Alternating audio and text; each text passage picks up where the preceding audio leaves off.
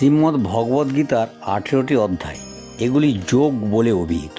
কারণ প্রতি অধ্যায় শেষে ওং তৎসৎইতি মহাভারতে শতসহস্রাং সংহিতায়াং শ্রীমদ্ ভগবদ্গীতাসু উপনিষৎসু ব্রহ্মবিদ্যায়াং যোগশাস্ত্রে এরূপ বলা আছে।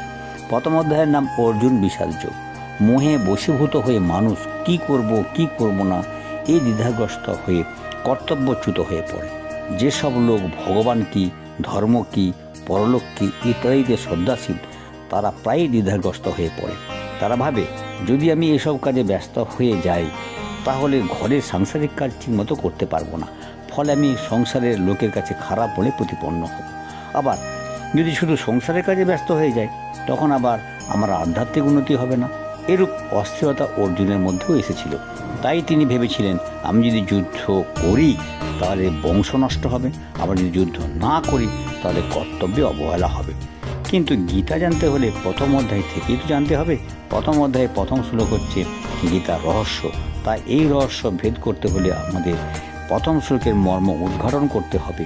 যাদের নিয়ে গীতা পুস্তক রচিত সে কুরুপাণ্ডবদের পরিচয় আমাদের জানতেই হবে। এই কুরুপাণ্ডব কারা, তাদের অবস্থান কোথায়? প্রথমেই কিন্তু বলা হয়েছে গীতা একটি যোগশাস্ত্র। তাই এই কুরুপাণ্ডবের অবস্থান বাইরে কোথাও নয়, এই দেহ মধ্যেই অবস্থিত। সেই রহস্যই আমাদের জানতে হবে।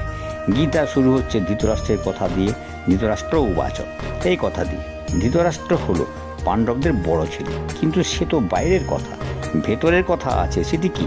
সেটি হলো ধৃতরাষ্ট্রং যেন স ধৃতরাষ্ট্র, ধৃতরাষ্ট্রং যেন স ধৃতরাষ্ট্র। এই দেহরূপ রাজ্য যিনি ধারণ করে আছেন, ধৃতরাষ্ট্র হচ্ছে অন্ধ। এই মনও অন্ধ, মন কিছু দেখতে পায় না। বুদ্ধির দ্বারা ভালো মন্দ সব মন দেখতে পায়।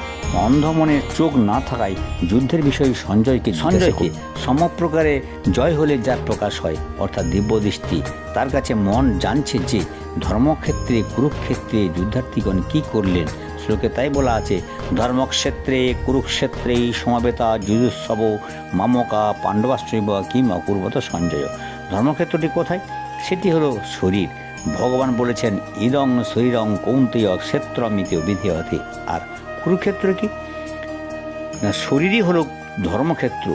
যে শরীর প্রাণে বর্তমান, যে শরীরে প্রাণ বর্তমান প্রাণকর্মের কর্মভূমি বলে কুরুক্ষেত্র বলা হয়েছে। সমবেতা যুযুৎসব অর্থাৎ যুদ্ধ করতে সমবেত হয়েছে। মামকা অর্থাৎ এই শরীররূপ ক্ষেত্রে যুদ্ধার্থী মনের পক্ষীয়গণ অর্থাৎ ইন্দ্রিয়, এই ইন্দ্রিয়গণকেই মন নিজের বলে মনে করে থাকে। বাক, পানি, পাদ, বায়ু, উপস্থ এই পঞ্চকর্মেন্দ্রিয়, আর চক্ষু, কর্ণ, নাসিকা, জিহ্বা, ত্বক এই পঞ্চ জ্ঞানেন্দ্রিয় সমুদায়ে এই 10 ইন্দ্রিয়। এই 10 ইন্দ্রিয়ই 10 দিকে ছুটি করে। 10 × 10 = 100। মনরূপী ধৃতরাষ্ট্রের 100ই পুত্র, এরা মনের প্রবৃত্তিপক্ষী। আর বলা হয়েছে পাণ্ডবাশ্চৈব অর্থাৎ পাণ্ডবগণ হল ক্ষিতি, অপ, তেজ, মরুদ, বোম এই তত্ত্ব। এদের উৎপত্তি দেবলোক হতে। পাণ্ডব স্ত্রী কুন্তী যুধিষ্ঠিরকে প্রথম পুত্ররূপে লাভ করেছিলেন। প্রমাণ হলো 10-এর 28 শ্লোক। সেখানে বলা হয়েছে, আমি প্রজাগণের উৎপত্তি হেতু কন্দর্প, প্রজনশ্চাস্মি কন্দর্প। তেমনিভাবে 10-এর 31 শ্লোকে বলা হয়েছে, পবনঃ পবতামস্মি।